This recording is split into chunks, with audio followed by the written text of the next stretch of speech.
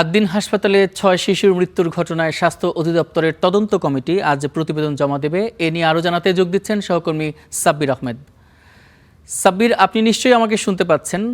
কখন নাগাদ তদন্ত প্রতিবেদন জমা দেওয়া হবে, আর নিহতদের স্বজনরা আসলে কি বলছেন? ধন্যবাদ। আপনারা জানেন যে গেল ২৭ মে একটি মর্মান্তিক দুর্ঘটনা ঘটে, যেই দুর্ঘটনায় ৬ শিশুর মৃত্যু হয় এবং আদ্দিন হাসপাতালে এই ৬ শিশুর মৃত্যুর ঘটনার পরপরই স্বাস্থ্য অধিদপ্তরের পক্ষ থেকে, স্বাস্থ্য মন্ত্রণালয়ের পক্ষ থেকে দুটি তদন্ত কমিটি করা হয় এবং যেই তদন্ত কমিটিকে ৭২ ঘন্টার মধ্যে তদন্ত প্রতিবেদন জমা দিতে বলা হয়েছে। সেই তদন্ত প্রতিবেদন আজকে জমা দেওয়া হবে এবং এই মুহূর্তে আমরা রয়েছি স্বাস্থ্য অধিদপ্তরের সামনে। স্বাস্থ্য অধিদপ্তরের মহাপরিচালক বরাবর এই তদন্ত প্রতিবেদন জমা দেওয়ার কথা। আপনারা জানেন যে ইতিমধ্যে গতকাল আমরা স্বাস্থ্য অধিদপ্তরের যিনি অতিরিক্ত মহাপরিচালক প্রশাসন ডাক্তার জাহিদ রায়হান, তার সঙ্গে আমরা কথা বলেছিলাম। তিনি যেটি আমাদেরকে জানিয়েছেন যে ইতিমধ্যে হাসপাতালের ভেতরে যেই ওয়ার্ড, পোস্ট অপারেটিভ যেই ওয়ার্ডে এই শিশুরা অবস্থান করছিল, সেই ওয়ার্ডের কিছু ত্রুটি বিচ্যুতি ইতিমধ্যে তারা পেয়েছেন এবং সেই ওয়ার্ডটি আসলে যে ধরনের মানসম্মত থাকা দরকার ছিল সে ধরনের মানসম্মত ছিল না এবং সেখানে কোনো ধরনের কোনো ভেন্টিলেশনের কোনো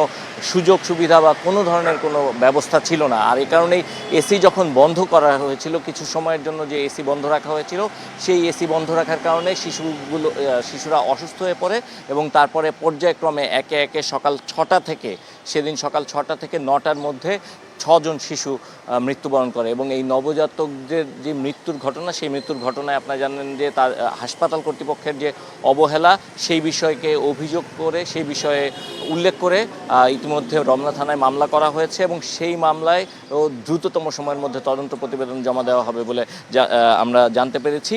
আজকে যে কোনো সময় আসলে তদন্ত কমিটির যারা সদস্যরা রয়েছেন তারা এখানে আসবেন এবং এসে স্বাস্থ্য অধিদপ্তরের যিনি মহাপরিচালক রয়েছেন তার বরাবর এই তদন্ত প্রতিবেদন জমা দিবেন এবং পরবর্তীতে এখান থেকে মন্ত্রণালয়ে সেই তদন্ত প্রতিবেদন নিয়ে যাওয়া হবে এবং এখানে হাসপাতাল কর্তৃপক্ষের যে ধরনের গাফিলতি রয়েছে সেই গাফিলতির বিপরীতে তাদের বিরুদ্ধে যে ব্যবস্থা নেওয়া যায় সেই ব্যবস্থা নেওয়া হবে এবং এই যে ৬ নবজাতক শিশুর যে মৃত্যু, সেই মৃত্যুর অবহেলাজনিত মৃত্যু নাকি ঠিক কী কারণে এই মৃত্যু হয়েছে, তদন্ত প্রতিবেদনে সে বিষয়টি স্পষ্ট উঠে আসবে।